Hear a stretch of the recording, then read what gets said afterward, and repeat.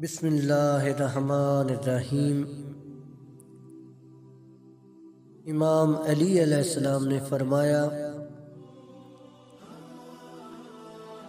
اللہ انہی لوگوں کی توبہ قبول کرتا ہے جو جہالت کی بنا پر کوئی بری حرکت کر بیٹھے، پھر جلدی سے توبہ کر لیں تو خدا ایسے لوگوں کی توبہ قبول کرتا ہے، اور خدا جاننے والا اور حکمت والا ہے۔ نماز ہر پرہیزگار کے لیے باعث تقرب ہے، اور حج ہر ضعیف و ناداں کا جہاد ہے۔ ہر چیز کی زکوٰۃ ہوتی ہے، اور بدن کی زکوٰۃ روزہ ہے۔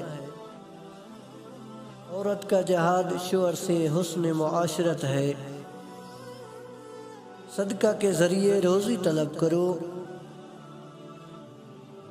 جسے عوض کے ملنے کا یقین ہو، وہ عطیہ دینے میں دریا دلی دکھاتا ہے۔